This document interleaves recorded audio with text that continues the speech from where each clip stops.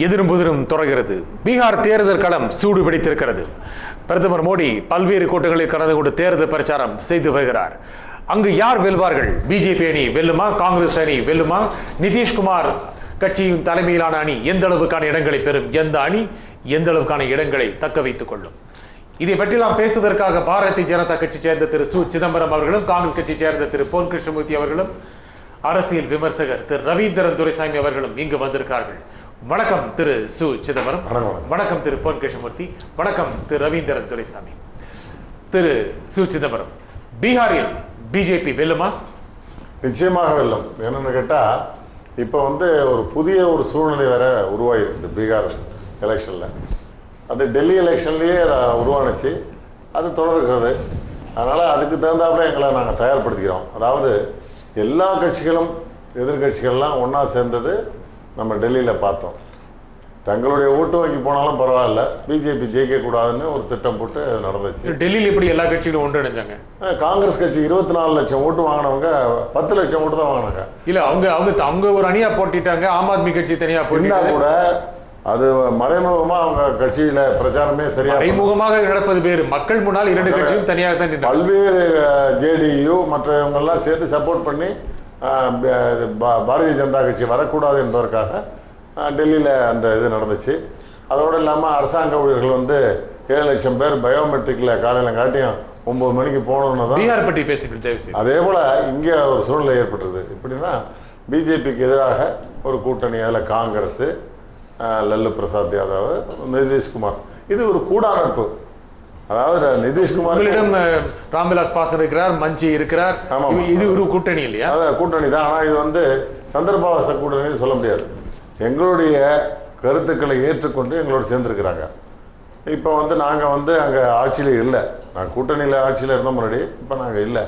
எனவே நாங்கள் ராம்விலாஸ் பாஸ்வானும் மாஞ்சியும் சேர்ந்தது எங்களுக்கு ஒரு பெரிய பலம் தான். நிச்சயமாக வெற்றி பெறுவதற்கு வாய்ப்பு இருக்குது. எதிர்காலத்தில் எங்களுடைய எதிரிகள்லாம் எங்களுக்கு எதிராக வருவாங்க, அவங்களையும் வெற்றி பெற வேண்டும் என்றால் நாங்கள் இன்னும் அதிகமான பலத்தை அதிகப்படுத்தணுங்கிற எண்ணத்தோடு செயல்பட்டு. நிதிஷ்குமார், லல்லு பிரசாத் காங்கிரஸ் கூட்டணி பலமானது இல்லையா? இல்லை. எப்படின்னு கேட்டால், பொதுவாக 4+3 7 இவங்க 4+ ஊழல் இருக்கிற 4 கிடைச்சாலே போதுங்கிற நிலைமை வரப்போகுது. அது எலெக்ஷனுக்கு பிறகு தெரியும். லாலு பிரசாத் சேர்த்தது கூட்டணியில் சேர்ந்தது, காங்கிரஸ் சேர்ந்தது. நிதிஷ்குமாருக்கு மைனஸ் வரப்போகுது அவருக்கு. அதனால் என்ன பொறுத்திருந்து பார்ப்போம். அதான் அரசியல் நோக்கர்கள்லாம் சொல்லியிருக்காங்க. நிச்சயமாக நாங்கள் வெல்வதற்கு வாய்ப்புகள் அதிகம் இருக்குது. மத்தியில் ஆட்சியில் இருக்கின்ற பிஜேபி ஏதோ ஒரு வகையில் அங்கு நல்ல திட்டங்களை அறிவித்து விட்டு வளர்ச்சியை கொடுக்க போவதாக சொல்வதை பீகார் மக்கள் ஏற்பார்களா? நிச்சயமாக ஏற்பார்கள். ஏன்னா அவங்க பீகார் மக்களை பொறுத்தவரையில் இதுவரையில் இந்த ஆட்சியுடைய பங்காளிகளாக நாங்கள் இருந்தபோது எவ்வளோ நேர்மையாக நடந்திருக்கோம்னு பார்த்துருக்காங்க. அதன் பிறகு இப்போ ஊழல்வாதிகளோட கூட்டணி அமைச்சிருக்கிறார். அது எல்லா மக்களுக்கும் தெரியும். லல்லு பிரசாத் யார் அப்படின்னு தெரியும், காங்கிரஸ் என்னன்னு தெரியும். அதனால் எங்களுடைய கட்சிக்கு அதிகமான வாய்ப்புகள் கிடைக்கும் நிச்சயமாக. சரி திரு பொன் கிருஷ்ணமூர்த்தி, பீகாரை பொறுத்த வரைக்கும் நிதிஷ்குமார், லல்லு பிரசாத் யாதவ் கூட்டணியில் உங்கள் கட்சியும் இருக்கிறது. அவர்கள் அதிக அளவுக்கு இடங்களை பெற்றிருக்கார்கள். தொகுதி பங்கீட்டில் உங்கள் கட்சி குறைவான இடங்களை பெற்றிருக்கிறது. இந்த அணி ஆட்சி அமைக்கக்கூடிய அளவுக்கு இடங்களை பெறக்கூடிய ஒரு வலுவான அணியா? அதாவதுங்க, கடந்த காலங்களில் நிதிஷ்குமாரனுடைய ஆட்சி பீகாரை பெரிய அளவில் வளர்ச்சி பாதைக்கு கொண்டு போயிருக்குன்னு சொன்னால் யாரும் அதை மறுக்க முடியாது. லாலு பிரசாத் யாதவ் அவர்கள் கூட ஆண்டபோது அவர் அந்த வளர்ச்சியை நோக்கி நடைபோட்டு கொண்டிருந்த நேரத்தில் நிதிஷ்குமார் முதலமைச்சரானார். தொடர்ந்து இன்றைக்கு பீகாரில் பார்த்திங்கன்னா, கொஞ்ச நாளைக்கு முன்னால் பல இடங்களில் மண் ரோடு தான் இருக்கும். இன்றைக்கு பார்த்திங்கன்னா நிறைய இடங்களில் தார் ரோடு, மேம்பாலங்கள், மற்ற ஐடி கம்பெனிகள் போன்ற வளர்ச்சியெல்லாம் இப்போ கண்கூடாக அங்கே பார்க்க முடியுது நிதிஷ்குமாருடைய ஆட்சியில். அது இல்லாமல் இன்னொரு பெரிய பலம் என்னென்ன கேட்டிங்கன்னா, பிரதமர் மோடி அவர்கள் போய் நம்முடைய நிதிஷ்குமாரனுடைய டிஎன்ஏவை செக் பண்ணணும் அப்படின்னு சொன்ன ஒரு வார்த்தை இருக்குது பார்த்தீங்களா, அந்த மக்களுடைய மனதில் மிக ஆழமாக அது பதிந்த ஒரு விஷயமா இருக்குது.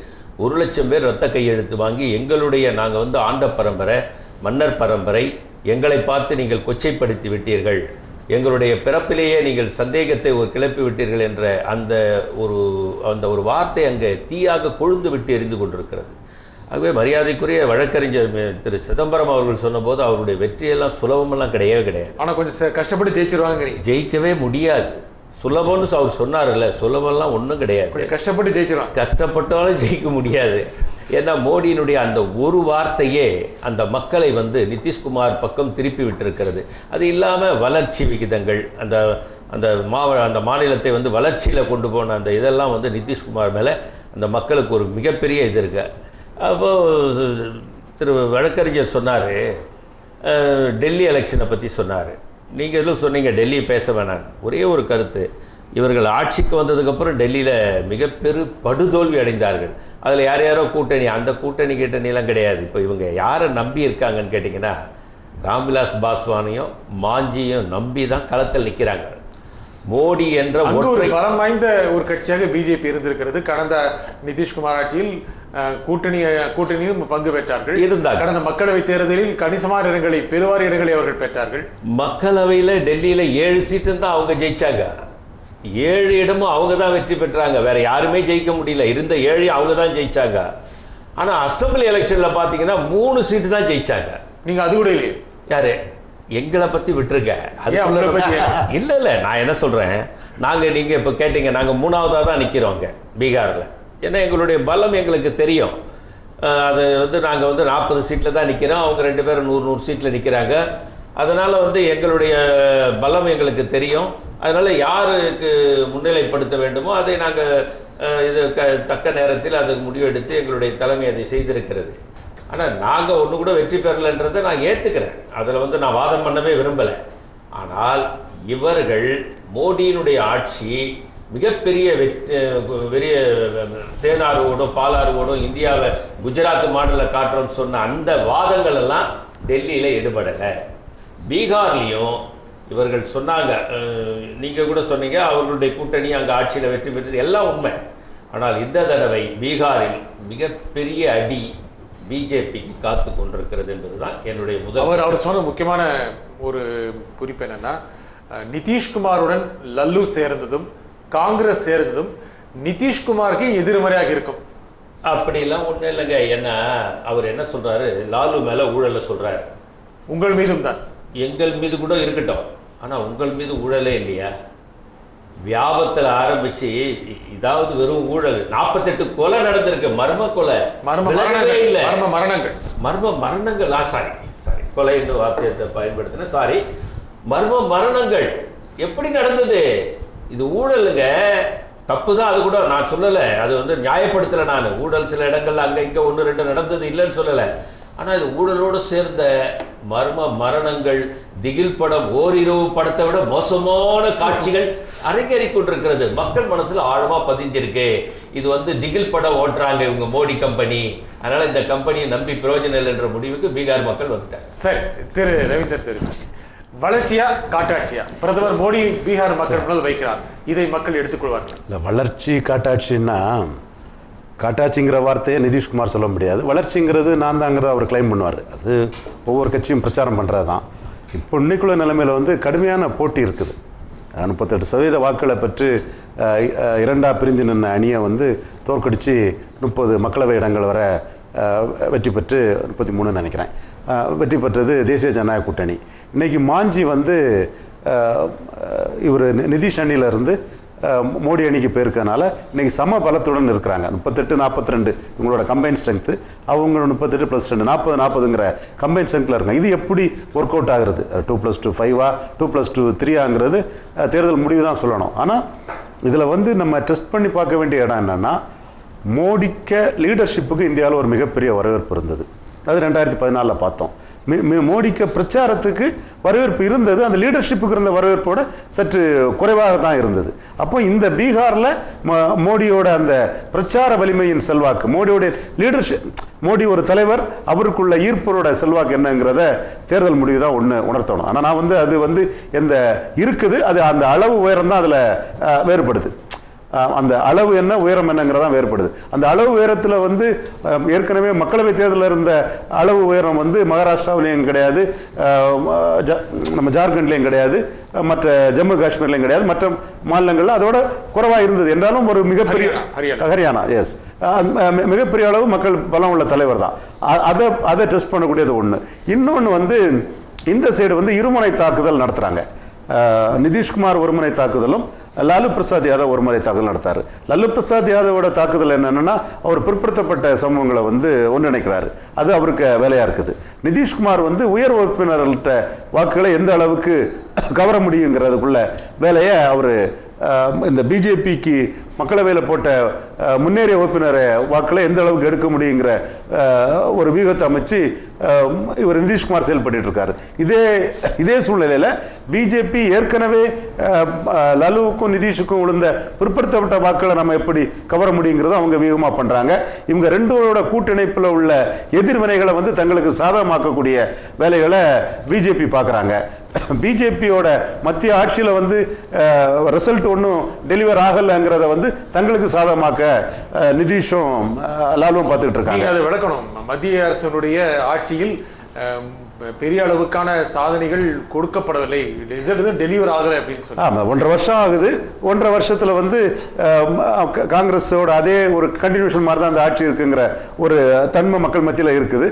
அப்போ மோடி வந்ததும் ஒன்றும் பெரிய மாற்றங்கள் வரலங்கிறத வந்து வரல நினைக்கிறீங்களா? பெரிய அளவில் ஒரு மாற்றங்கள் வரல, அது உண்மைதான். அந்த இதை வந்து அவங்க இது பண்றாங்க. அது வந்து சட்டசபைக்கு அது ரிஃப்ளெக்ட் ஆகுமா, பார்லிமெண்ட்ல ரிஃப்ளெக்ட் ஆகுமாங்கிறது அடுத்த விஷயம். இங்க வந்து மக்கள் ப்ரீபாண்டடா வந்து பீகார் ஆட்சி எப்படிங்கிறதுக்குள்ள முடிவு பண்றாங்களா, மத்திய ஆட்சியில் உள்ளதுங்களை முடிவு பண்றாங்கிறாங்க. நம்ம அதை பார்த்தா மாநில தேர்தல்கள் முடிவு வந்து மாநில தேர்தல்களை மையமா வச்சுதான் பெரும்பாலும் இந்தியாவுக்குள்ள நடந்து கொண்டே இருக்கிறது.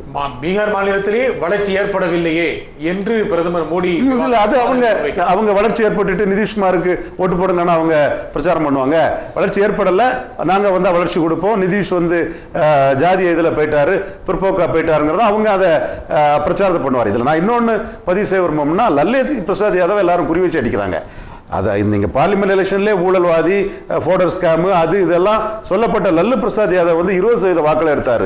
ரொம்ப நல்லாட்சி கொடுத்தவர், திறமையாக ஆட்சி பண்ணாருன்னு சொல்லக்கூடிய நிதிஷ்குமார் வந்து 16% வாக்கு தான் எடுக்க முடிஞ்சது. அவரால் 2 எம்பி தான் ஜெயிக்க முடிஞ்சது. லல்லு பிரசாத் யாதவ் 4 எம்பிகளை ஜெயிக்க முடியும். அப்போ லல்லு பிரசாத் யாதவ் வந்து எல்லாரும் திட்டமிட்டு சொல்லதிலே ஒரு உள்நோக்கம் இருக்கு, மீடியாக்களுக்கு இருக்கு, பலருக்கும் அது ஒரு உள்நோக்கம் இருக்குது. அது வந்து கூர்ந்து கவனிக்கப்பட வேண்டிய ஒன்று. சரி, திரு சு. சிதம்பரம், திரு ரவீந்திரன் துரைசாமி சொல்கிறார், மத்திய அரசு பெரிய அளவுக்கான வளர்ச்சியை காட்டவில்லை என்று மக்கள் நினைக்கிறார்கள்.